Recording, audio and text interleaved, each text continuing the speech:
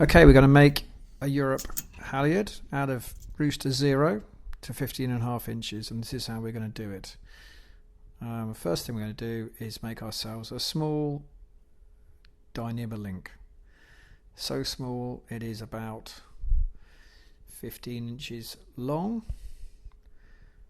and we're just going to make ourselves a little Dyneema link, and we'll show you how that is useful later. But this what we have to do at the beginning. We're going to just try and use our pull fid to pull one end through the other, giving yourself 3 inches tail, 2 inches tail on each side, and then we're going to pull the center core, the little tail now, through the core of the rest of the link. Bunching the rope up makes it easy to find the center of it, and then you can feed your pull fid through it, pop out just to the point where you had your tail before, and tuck it away. Back up the core. Keep your fingers on the end of the fid, so it's kind of trapping that little loop that went through the eye of the pull fid. Just holds it on. There you go.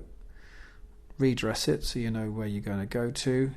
Milk the outer core back and do the other side. Same again, bunch it up a bit, push your pull fid through till you find the junction of the two tails. Put your end through. Keep your fingers on it firmly so that you don't lose that tail on the end of the fid, and then milk it all back again. You don't want much of a bit missing in the middle, but you want to milk the outside back, and if you want to make it super neat, you might want to get rid of that little bit that didn't quite go away in the cover. Quick use of some nice super sharp Rooster's rated scissors, and it's gone.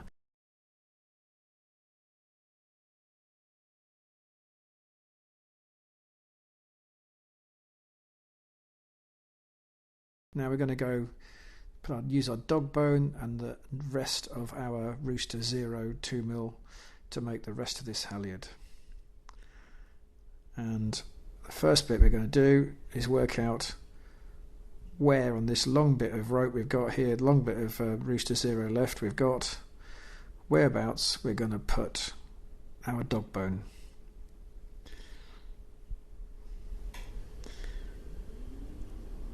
And as you saw, it was about 25 inches away from the long tail. We're now going to just simply make a loop at that 25-inch point.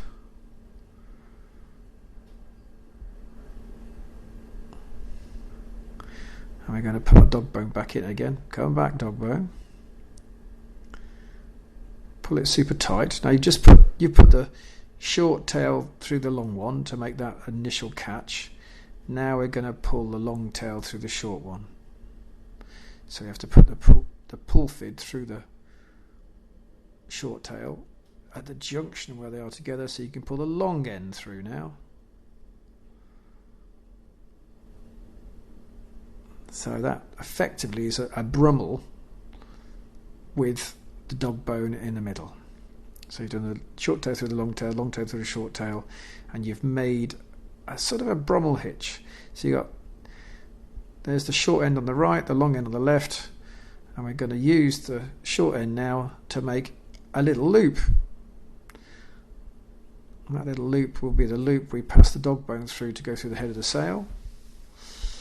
So we kind of need to make it long enough that we can pass it around the head of the sail, a bit like a shackle.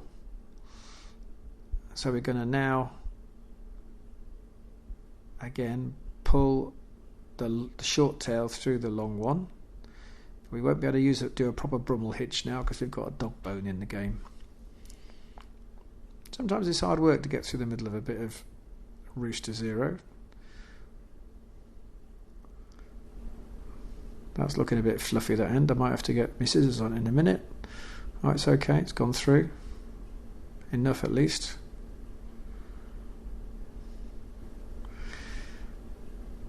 Okay, so it might look like I'm taking a lot of time over this little loop here, but I'm keen that the DogBone just goes through it and it's not difficult to go through, and that when it's through as well, I've got enough of a gap between the head of the sail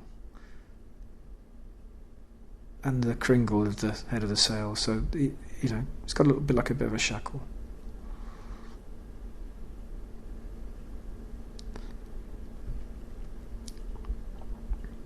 Looks about right.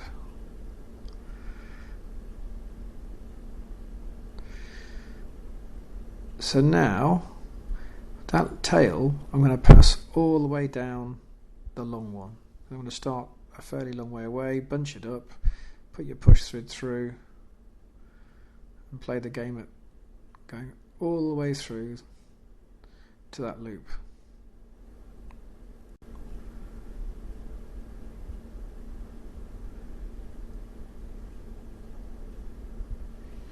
Come out as close as you can to that little brummel around the DogBone.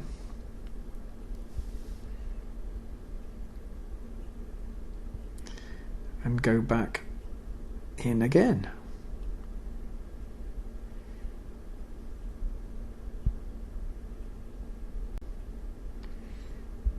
So as part of this kit, you'll get all the key components, including the pull fid. You won't get the scissors, of course, or the tape measure, but the other key component, which will become apparent why it's so clever, will be the little Halyard lock, stainless steel, bit of stainless steel that's been particularly cleverly shaped. But that will become clear in a minute. So all we're doing now is making our loop, the one that we pass through the DogBone for the head of the sail. I'm just trying to keep firm pressure on the end of my pull fid to stop that little loop from falling off the end of it. It almost feels like it's fallen off now, but it hasn't, it's there. I can dress it up nicely now and make my little loop that I spent so long worrying about how long it was going to be. Milk it back. I've just got to make sure my DogBone goes through fairly easily and justify to myself that there's plenty of loop there to go round the head of the sail. Happy with that. I'm so happy with it that I'm going to chop the tail off with again some super sharp Rooster serrated scissors, and I don't want that loop to move at all because it can on its own, but I'm going to do a couple of stitches now.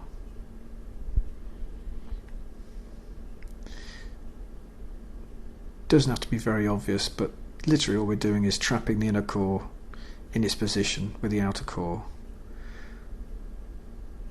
I'm just saying, you can't move, I won't let you. And it's surprising how few stitches you need just to give it the security that it's not going to move. Because actually, the Chinese finger trick will be holding it there anyway.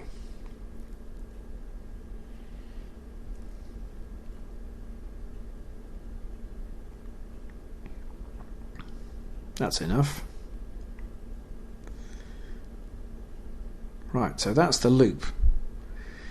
That's effectively our shackle, but we need to find some way of replacing that normal talierette that's on a wire halyard, and normally the distance between the shackle or the bearing surface of the shackle and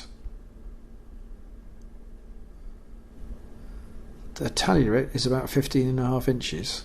So we're going to now use this clever little bit of stainless steel, which has been cleverly shaped, and we're going to trap the fattest part of that link we made with the rope.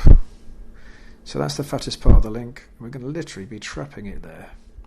All we've got to do now is get ourselves to the place where we believe that's the bearing point. That's the bearing point of that shackle. About 15.5 inches. We don't have to be massively accurate because we can actually adjust it. That's 15.5 inches. And now I've got to try and get it to roughly the right place and give myself some sort of adjustment in case there's a bit of shrinkage or a bit of stretch, or the headboard's not quite in the same place on one sail and the other one. because we don't want to be illegal. We want to make sure our sail's as far up as possible. So okay, that bearing surface at the moment looks like it's on 17 inches, which is too far, so we just got to adjust this a little bit first.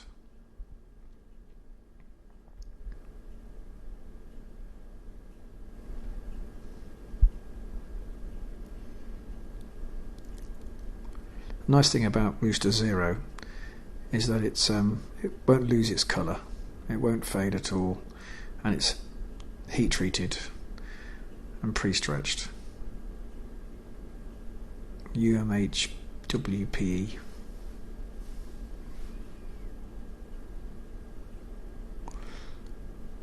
Now we're going to do a simple finger trick, but we'll just give it some adjustment so that we can change it if we wanted to, and if we're absolutely confident, well, we could sew it in later on. So I'm going to give it a little bit of adjustment ability.